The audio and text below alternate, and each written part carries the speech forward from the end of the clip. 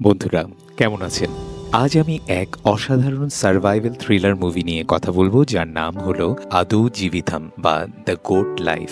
এই মুভিটি বাস্তব ঘটনাকে কেন্দ্র করে তৈরি করা হয়েছে এবং রিয়েল ক্যারেক্টার দ্বারা অনুপ্রাণিত। তাই আপনি যখন দেখবেন তখন মাথায় রাখবেন যে এটি কারোর সাথে বাস্তব জীবনে ঘটেছিল, এবং তাহলেই এই মুভিটি দেখে এক অন্যরকম ফিল পাবেন। মুভির শেষে আমি আপনাদের অনেকগুলো তথ্য এবং বাস্তব জীবনের ঘটনাগুলোও বলেছি, তাই পুরো ভিডিওটি দেখার জন্য অনুরোধ রইল। এই মুভির IMDb রেটিং হলো 8.4 আউট অফ 10, যেটি খুবই হাই। বন্ধুরা, আরেকটি ভয়ঙ্কর ইন্দোনেশিয়ান হরর মুভিও আমি এক্সপ্লেন করেছি সম্প্রতি, যা সত্য ঘটনা থেকে প্রণীত, যার নাম হলো কুয়েং। যদি আপনি এখনো ভিডিওটি না দেখে থাকেন তাহলে অবশ্যই দেখুন। ভিডিওটির লিঙ্ক নিচের ডিসক্রিপশন এবং পিন কমেন্টে পেয়ে যাবেন। তাহলে চলুন আর দেরি না করে সরাসরি মূল ভিডিওতে যাই। গল্পের শুরুতে আমরা সৌদি আরবের এয়ারপোর্টে নাজিব এবং হাকিম নামের দুই মালায়ালি লোককে দেখি, যারা ভালো চাকরি এবং জীবনের সন্ধানে ভারত থেকে সৌদি আরব এসেছে, যাতে সেখানে কাজ করে তারা ভারতে একটি ভালো জীবন কাটাতে পারে। ডকুমেন্ট চেক করানোর পর যখন তারা বাইরে আসে, তখন তাদের কথাবার্তা থেকে বোঝা যায় যে তারা যেই কোম্পানিতে কাজ করতে এসেছে সেই কোম্পানির কেউ তাদের নিতে আসেনি। মালায়ালি হওয়ার কারণে হাকিম এবং নাজিম মালায়াম ভাষা ছাড়া অন্য ভাষা জানত না। তারা ভাঙা ভাঙা হিন্দি বলতে পারলেও সৌদিতে মূলত আরবি ভাষার ব্যবহার হতো, তাই তারা কারোর সাথে কথা বলে সাহায্য চাইতে পারছিল না। তখন ভাগ্যক্রমে তারা এক ব্যক্তিকে পায়, যিনি তাদের ভাষা বুঝতে পারছিলেন। তার সাহায্যে তারা কোম্পানিতে ফোন করে, কিন্তু কেউ ফোন ধরে না। তখন সেই ব্যক্তি জানায় যে আজ শুক্রবার এবং সৌদিতে শুক্রবারে সব অফিস বন্ধ থাকে। এটা জানার পর নাজিম এবং হাকিম এয়ারপোর্টের বাইরে চলে আসে এবং অপেক্ষা করতে থাকে যে কেউ তো তাদের নিতে আসবে। তাদের সেখানে অপেক্ষা করতে করতে রাত হয়ে যায়। তারা দেখে আরো অনেক লোক বিভিন্ন দেশ থেকে এসেছে, কিন্তু তাদের কোম্পানির লোকেরা তাদের নিতে চলে এসছে। এটি একটি বড় সতর্ক সংকেত ছিল। অনেক অপেক্ষার পর এক শেখ আসে, যাকে আমরা কাফিল জুনিয়র বলবো। আরবিতে কাফিলের মানে গ্যারেন্টার অর্থাৎ মালিক। সে সেখানে এসে নাজিব এবং হাকিমের পাসপোর্ট চেক করে এবং সে বুঝতে পারে যে কোথাও একটা গড়বড় আছে। এদিকে নাজিব এবং হাকিম মনে করে যে কোম্পানির কোনো লোক তাদেরকে নিতে এসেছে, তাই তারা তার সাথে যেতে থাকে। নাজিব এবং হাকিম কাফিল জুনিয়রের সাথে কোম্পানির সম্পর্কে অনেক কিছু জানতে চায়, কিন্তু ভাষার কারণে তারা বেশি কথা বলতে পারে না। কাফিল জুনিয়র তাদেরকে একটি টেম্পুতে বসিয়ে কোথাও নিয়ে যায়। তারা খুব অবাক হয়, কারণ তাদের বলা হয়েছিল যে তাদের নিতে একটি এসি বাস আসবে, কিন্তু নাজিম এবং হাকিম এটা নিয়ে তেমন ভাবে না। শুধু ভাবছিল তারা দ্রুত ভালো টাকা কামিয়ে বাড়ি ফিরে যাবে। কিছুক্ষণ পরে কাফিল জুনিয়র তাদের একটি মরুভূমি এলাকায় নিয়ে যায়, যেখানে সে আরো এক ব্যক্তির সাথে দেখা করে এবং হাকিমকে টেম্পো থেকে নামিয়ে সেই ব্যক্তির হাতে তুলে দেয়। তখন নাজিম এবং হাকিম কিছুই বুঝতে পারে না, কিন্তু এতটুকু বুঝে যে তারা ভুল মানুষের খপ্পরে পড়েছে এবং কোম্পানিটিও ভুয়া। এমন কেন হলো এবং হচ্ছে তা আমরা কিছুক্ষণ পরেই বুঝতে পারবো। আসলে কাফিল জুনিয়র তাদের অন্য শেখদের কাছে বিক্রি করে দেয়। তারা তাকে সবকিছু বোঝানোর চেষ্টা করে, কিন্তু কাফিল জুনিয়র কিছুই শুনে না এবং হাকিমকে রেখে নাজিবকে অন্য একজনের কাছে রেখে যায়। নাজিব খুবই উদ্বিগ্ন হয়ে পড়ে, কারণ তার সাথে আসা লোকটি তার থেকে বিচ্ছিন্ন হয়ে গেছে এবং চারপাশের কেউ তার কথা বুঝতে পারে না। এসব ভাবতে ভাবতে সে একপাশে বসে পড়ে। বাইরে ঠান্ডা ছিল এবং নাজিব ঘুমাতে পারে না, তাই সে কাফিলের তাঁবুতে গিয়ে ঘুমিয়ে পড়ে। তারপর সিন পাস্টে চলে যায়, যেখানে আমরা নাজিব সম্পর্কে কিছুটা জানতে পারি। আগে নাজিব নদী থেকে বালি বের করার কাজ করত। তার এক বন্ধু সান্তোষের মাধ্যমে সে জানতে পারে যে সান্তোষের এক শালা সৌদিতে কাজ করে এবং তখন সৌদির ভিসা খুব সহজেই পাওয়া যেত, যার জন্য একটি ডিলারকে 30,000 টাকা দিতে হতো। নাজিবের কাছে এত টাকা ছিল না, কিন্তু সে জানতো যে এখন মানুষ বিদেশে গিয়ে বেশ ভালো টাকা আয় করে এবং পরবর্তীতে তাদের ঘরের অবস্থাও আপনা আপনি ভালো হতে থাকে। আপনারা বুঝতে পারছেন যে এখানে মূলত একরকম আশা ভরসা বিক্রয় হয়, যে যদি সে এখন 30,000 টাকা বিনিয়োগ করে তবে ভবিষ্যতে সেও একজন ধনী ব্যক্তি হতে পারবে। এসব ভেবে সে তার স্ত্রী সাইনোর গয়না বন্ধক রেখে সান্তোষের শালার সাহায্যে তার পাসপোর্ট তৈরি করে এবং কোম্পানিতে আবেদন করে যাতে সেখানে গিয়ে সে কাজ করতে পারে।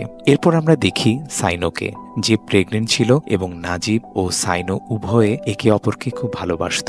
সেও চেয়েছিল যে নাজিব সবকিছু নিজের মতো করে ভালোভাবে করতে পারুক। প্রেজেন্ট টাইমে এবার আমরা দেখি যে হঠাৎ করে নাজিবের কাফিল অর্থাৎ মালিক তাকে লাথি মেরে জাগিয়ে তোলে এবং বাইরে গিয়ে ঘুমানোর জন্য বলে। পরের দিন সকালে নাজিবের ঘুম ভাঙে এবং তার দেখা হয় সেই জায়গায় উপস্থিত এক বৃদ্ধ লোকের সাথে, যিনি হিন্দি জানতেন এবং সেখানে ভেড়ার দেখাশোনা এবং দুধ দোয়ানোর কাজ করতেন।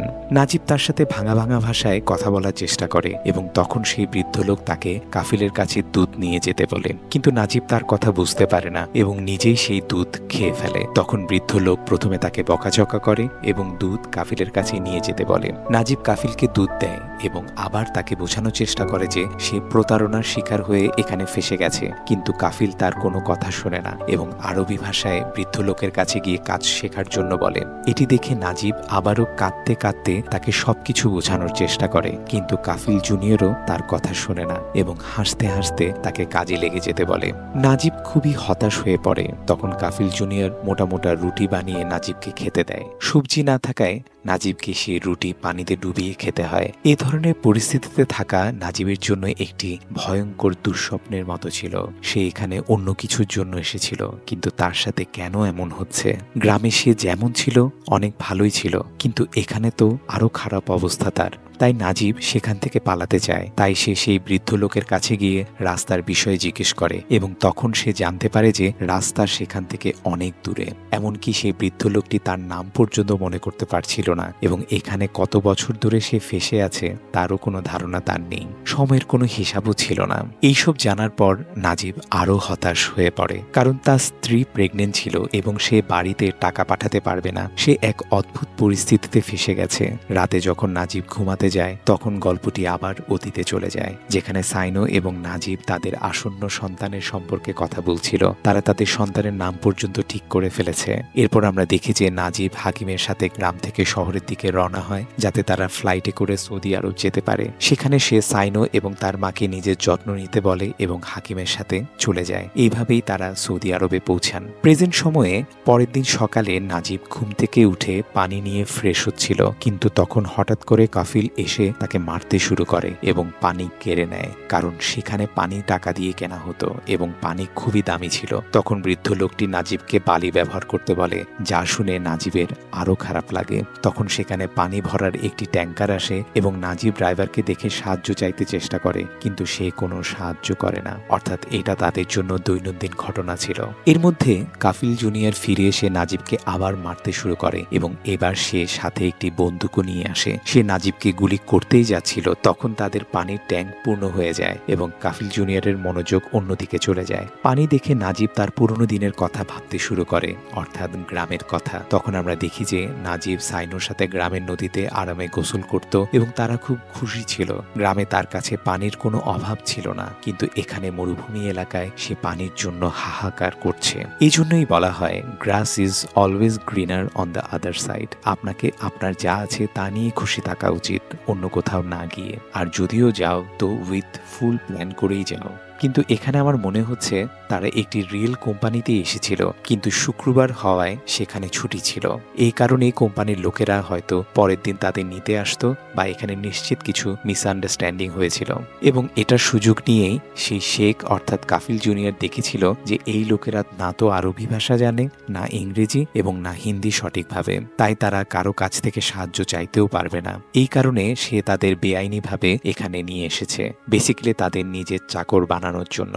পরের দিন আমরা দেখি যে নাজিবকে জাগানো হয় এবং কাফিল তাকে ছাগলের দুধ দোহানোর জন্য বলে। তখন নাজিব বুঝতে পারে না যে আজ সেই বৃদ্ধ লোক কোথায় চলে গেছে। নাজিব দুধ দোহাতে জানতো না, তাই ছাগল তাকে লাথি মেরে ফেলে দেয়। তখন কাফিল নিজেই তাকে দুধ দোহানো শেখায় এবং পরে তাকে ভেড়াগুলোকে খাবার দিতে পাঠায়। এভাবে কিছুদিন চলে যায়। এখন নাজিবকে প্রতিদিন দুধ দোহাতে হয় এবং ভেড়া ছাগলকে খাবার দিতে হয়, কারণ সেই দিন থেকে বৃদ্ধ লোকটিকে আর কোথাও দেখা যায়নি, সে গায়েব হয়ে গেছে। নাজিব যখন একটি গাড়ির আয়নায় নিজের চেহারা দেখে তখন সে বুঝতে পারে যে তার দাড়ি অনেক বড় হয়ে গেছে এবং তার অবস্থা খুবই খারাপ। অনেক মাস হয়ে গেছে যে সে এখানে পড়ে আছে। নাজিবের আর মনে নেই কবে এবং কিভাবে সে এখানে এসেছে এবং তাকে সেখানে কতদিন থাকতে হবে। সে তার জীবন নিয়ে একেবারেই হতাশ হয়ে যায় এবং খুব জোরে চিৎকার করে কাঁদে এবং নিজের জীবন শেষ করার সিদ্ধান্ত নিয়ে একটি উঁচু জায়গায় উঠে যায়, যেখান থেকে লাফ দিয়ে সে মরতে চায়। কিন্তু হঠাৎ তার নজর নিচে পড়ে, যেখানে কিছু শকুন কিছু ছিঁড়ে ছিঁড়ে খাচ্ছিল। নাজিব যখন সেখানে গিয়ে চেক করে তখন দেখতে পায় যে সেখানে একটি লাশ রয়েছে, যেটি দেখে চেনা মুশকিল, কিন্তু মনোযোগ দিয়ে দেখলে বোঝা যায় যে সেটি সেই বৃদ্ধ লোকেরই লাশ, যিনি নজিবের আগে ছাগল চড়াতেন। হয়তো তিনি নিজেকে শেষ করে দিয়েছেন কারণ তিনি আর এইসব সহ্য করতে পারছিলেন না, অথবা হয়তো কাফিল তাকে মেরে ফেলেছে কারণ তিনি আর কোনো কাজের ছিলেন না। আমার মনে হয় নাজিব এবং হাকিমকে এখানে নিয়ে আসা হয়েছিল কারণ তাদের আগের চাকররা বুড়ো হয়ে গিয়েছিল। তখন সেই শকুনেরা নাজিবের উপর আক্রমণ করে। নাজিব বৃদ্ধ লোকের এই অবস্থা দেখে খুব হতাশ এবং নিরাশ হয়ে পড়ে। সে তার ভবিষ্যৎ সেই বৃদ্ধ লোকের মধ্যে দেখতে পায়। সে তৎক্ষণাৎ সেখান থেকে পালিয়ে বাঁচার চেষ্টা করে। তার বাড়ির কথা খুব মনে পড়ছিল এবং সে সেই আচারের ঘ্রাণ নিচ্ছিল যেটা সাইনো তাকে গ্রাম থেকে আসার সময় দিয়েছিল। তখন সে সিদ্ধান্ত নেয় যে যে কোনো অবস্থাতেই সে তার সন্তান, স্ত্রী এবং মায়ের জন্য সেখান থেকে বেরিয়ে আসবে। পরের দিন নাজিব ভেড়া চড়ানোর অজুহাতে একটু দূরে চলে যায় এবং সেখান থেকে পালানোর চেষ্টা করে, কিন্তু কাফিল জুনিয়র তখনই তাকে দেখে ফেলে এবং সঙ্গে সঙ্গে তার উটে চড়ে তাকে তাড়া করে এবং গুলি ছুড়ে তাকে থামানোর চেষ্টা করে। নাজিব তখন খুব দুর্বল ছিল, ক্লান্ত ছিল এবং ভীষণ ভয় পাচ্ছিল। ক্লান্ত হয়ে বসার পর কাফিল জুনিয়র তার কাছে এসে তাকে আবার মারধর করে এবং তার পা ভেঙে তাকে ভেড়া ছাগলের জায়গায় বেঁধে রাখে। নাজিবের সাথে পশুর মতো আচরণ করা হচ্ছিল। যখন তার পিপাসা লাগতো তখন তাকে পশুর মতোই পশুর খাওয়া পানি পান করতে হতো, যা দেখাচ্ছিল যে সেখানে তার জন্য জীবন কতটা কঠিন হয়ে গেছে। এরপর আরো কিছু সময় কেটে যায় এবং আমরা দেখতে পাই যে নাজিবের দাড়ি আরো বড় হয়ে গেছে এবং কোথাও না কোথাও সে সেখানে থেকে থেকে অভ্যস্ত হয়ে গেছে, কারণ তার মনে হয়েছে যে লাখ চেষ্টা করার পরও সে সেখান থেকে বের হতে পারবে না, কারণ চারিদিকে শুধু মরুভূমি। কিন্তু বলা হয় অন্ধকার যতই ঘন হোক না কেন এক টুকরো আলোই তা ভেদ করতে পারে। নাজিবের ক্ষেত্রেও তেমনটাই ঘটে। একদিন ভেড়া চড়ানোর সময় হঠাৎ করে বৃষ্টি হতে শুরু করে, যা খুব কম হতো। তখন নাজিব একটি পাহাড়ের নিচে গিয়ে দাঁড়ায়। বৃষ্টি থামার পর যখন সে সেখান থেকে চলে যাচ্ছিল তখন হঠাৎ করে একটি গানের সুর শুনতে পায়, যা সে আগে শুনেছে। সেই সুর অনুসরণ করতে করতে সে হাকিমের দেখা পেয়ে যায়। হাকিমও একটি কাফিলের দাস ছিল এবং তার অবস্থাও নাজিবের মতোই খারাপ ছিল। বৃষ্টির হাত থেকে বাঁচতে হাকিমও সেখানেই ছিল। তাকে দেখে নাজিবের আনন্দের আর সীমা ছিল না। তারা দুজনেই জোরে জোরে কাঁদতে কাঁদতে একে অপরকে জড়িয়ে ধরে। হাকিম অনেক কথা বলতে চেয়েছিল নাজিবের সাথে, কিন্তু হঠাৎ করেই তার কাফিল এসে তাকে রাগের সাথে নিয়ে যায়। হাকিম চলে যায়, কিন্তু যাওয়ার আগে নাজিবকে সেখান থেকে পালানোর পরামর্শ দিয়ে যায়। নাজিব নিজেও জানতো না কিভাবে সেখান থেকে পালানো যায়, কিন্তু এতদিন পর হাকিমকে দেখে সে একটু খুশি হয়। তবে তাদের দুজনের জন্যই খুব খারাপ লাগছিল যে তাদের সাথে এত অন্যায় করা হয়েছে। এরপর আরো কিছুদিন কেটে যায় এবং নাজিব হঠাৎ হাকিমের কাছ থেকে একটি চিঠি পায়।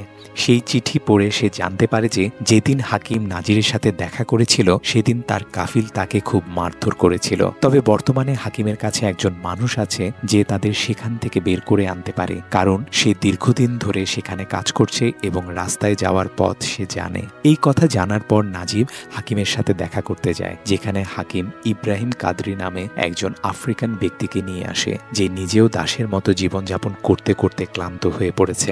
ইব্রাহিমের কাছ থেকে আমরা জানতে পারি যে কাফিলের ছেলের বিয়ে কয়েকদিন পরেই হবে, যেখানে সব লোকেরা যাবে আর সেদিন কেবল দাসরা ঘরে থাকবে। সেই দিন ইব্রাহিম হাকিম এবং নাজিবকে নিয়ে পালানোর পরিকল্পনা করে, আর ঠিক সেভাবেই হয়। কাফিলের ছেলের বিয়ের দিনে সবাই দাওয়াতে চলে যায় চাকরদের রেখে। তখন প্রথমে নাজিব অনেক পানি দিয়ে গোসল করে এবং এতদিন পর গোসল করে সে খুব খুশি, কারণ সেখানে আসার পর থেকে সে গোসল করতে পারে নাই বললেই চলে। নজিবের শরীর দেখে বোঝা যায় যে সে খুবই রোগা এবং তার অবস্থা খুবই খারাপ ছিল, কারণ তাকে এতটুকু খাবারই দেওয়া হতো যাতে সে বেঁচে থাকতে পারে। নাজিব আবার সেই শার্টটি পরে যেটি নাইটি পরে সে সেখানে এসেছিল, কিন্তু প্যান্ট পরার পর তা অনেক ঢিলে হয়ে যায় এবং সব পশুকে খাওয়ানোর পর হাকিম এবং ইব্রাহিমের সাথে সেখান থেকে বেরিয়ে যায়। তারা তিনজনই সেদিন খুবই খুশি ছিল এবং তারা রাতে হাঁটতে থাকে, কিন্তু হাঁটতে হাঁটতে তাদের খুব পিপাসা লাগে। তখন ভাগ্যক্রমে তারা একটি কাফিলের তাঁবু দেখতে পায়। ইব্রাহিম পানি চুরি করার চেষ্টা করে, কিন্তু সেখানে একটি কাফিলের নজর পড়ে যায় এবং সে বন্দুক দিয়ে গুলি চালায়। কোনো মতে ইব্রাহিম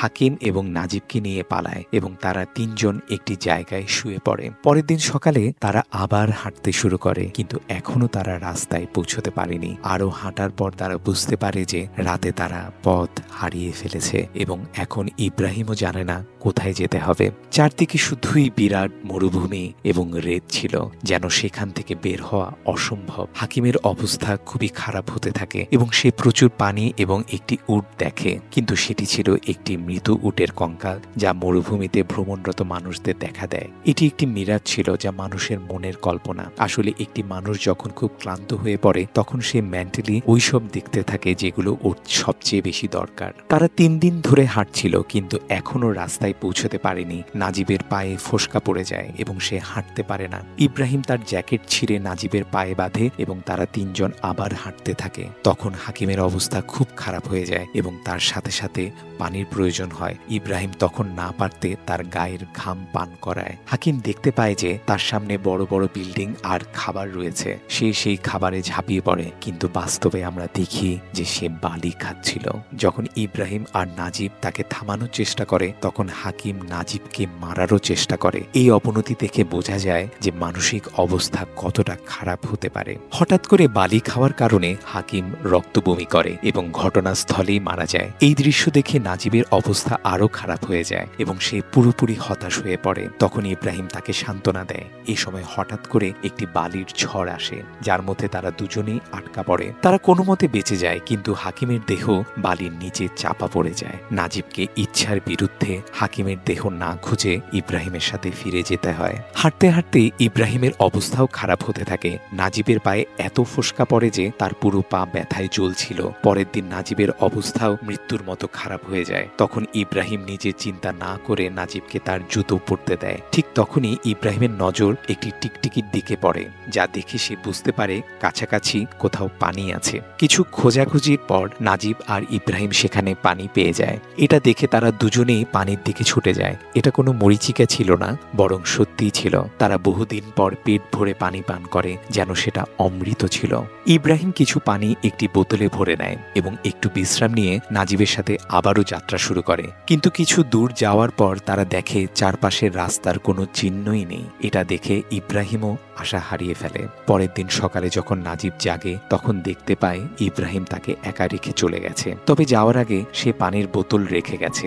হয়তো ইব্রাহিমও বেঁচে নেই। নাজিব এখন একা মরুভূমিতে আটকে আছে এবং তার ব্রেন প্রায় কাজ করা বন্ধই করে দিয়েছে, কিন্তু নিজের জীবন বাঁচাতে সে আবারও এগিয়ে চলে। বেশ কিছুদিন পেরিয়ে যায় এবং তার পানিও শেষ হয়ে যায়। সে পানির শেষ চুমুকটুকু পান করে, যেন সেটাই তার জীবনের শেষ পানি। তারপর আবারও কোনোভাবে উঠে দাঁড়ায় এবং এগিয়ে যাওয়ার চেষ্টা করে, কিন্তু তার অবস্থার এতটাই অবনতি হয় যে সে আর হাঁটতে পারে না এবং নিচে পড়ে যায়। তার হাত থেকে পানির বোতল গড়িয়ে যায় এবং হঠাৎ কোনো কঠিন জিনিসে আঘাত করে শব্দ করে। হ্যাঁ, সেটা ছিল একটি রাস্তা। এটা দেখে নাজিবের খুশির আর সীমা থাকে না। তার মধ্যে হঠাৎ করে এক শক্তি এসে যায় এবং সে অবশেষে রাস্তায় পৌঁছে যায়। সেখানে প্রথমে এক ট্রাক চালকের কাছে সাহায্য চাইতে চেষ্টা করে, কিন্তু সে সাহায্য করে না। তখনই একটি দামি গাড়ি এসে থামে, যেটা ছিল একটি রোলস রয়েস। সেই গাড়ি থেকে এক শেখ বেরিয়ে এসে নাজিবকে তার গাড়িতে নিয়ে বসায় এবং পানি দেয়। তার সাথে ভালো করে কথা বলে শহরের দিকে নিয়ে যেতে থাকে।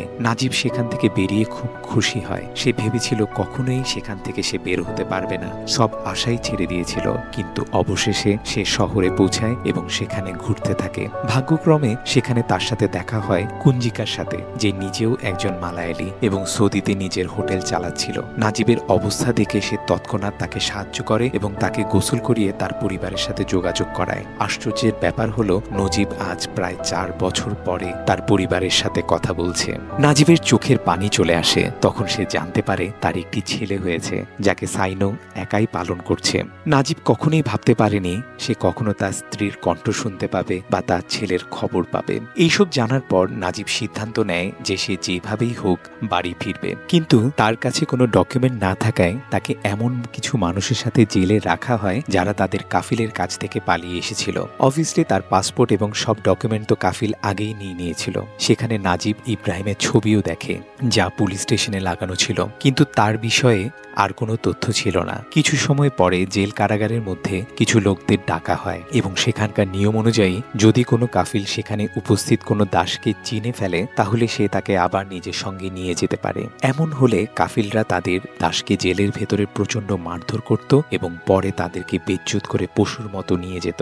নাজিব খুব ভয় পাচ্ছিল, কিন্তু হঠাৎ করে তার সেই ভয় একটি খারাপ স্বপ্ন হয়ে সামনে চলে আসে। কাফিল জুনিয়র এসে হাজির হয়, যে নাজিবকে চিনতে পারে তাকে প্রচণ্ড মারধর করে, কিন্তু নাজিব করেই হুঁশে আসে এবং দেখে যে কাফিল জুনিয়র তার সামনে দিয়ে চলে যায়। কিন্তু হঠাৎ করে আবার কাফিল জুনিয়র ফিরে আসে এবং তার কথায় আমরা জানতে পারি যে প্রথমবার যখন কাফিল জুনিয়র হাকিম ও নাজিবকে নিয়ে গিয়েছিল তখন সে তাদের সঙ্গে প্রতারণা করে তাদেরকে নিয়ে গিয়েছিল। তারা সেখানে লিগেলি কাজ করতে এসেছিল, কিন্তু কাফিল জুনিয়র তাদের প্রতারণা করে নিজের দাস বানিয়ে নেয়। ভাষার সমস্যা থাকার কারণে তারা কিছুই বুঝতে পারেনি এবং কাফিল জুনিয়র জানতো যে সে অবৈধ কাজ করছে, কিন্তু সে ছিল এক ধরনের দাস ব্যবসায়ী। যেহেতু নাজিব তার অফিসিয়াল দাস ছিল না এবং তাকে প্রতারণা করে নিয়ে গিয়েছিল, তাই এই নিয়ম তার উপর প্রযোজ্য ছিল না। কাফিল জুনিয়রের নাজিবের উপর কোনো অফিসিয়াল অধিকার ছিল না এবং তাই সে তাকে নিয়ে যেতে পারেনি। এইসব বলার পরে কাফিল জুনিয়র মুখ গোমরা করে সেখান থেকে চলে যায়। এর মানে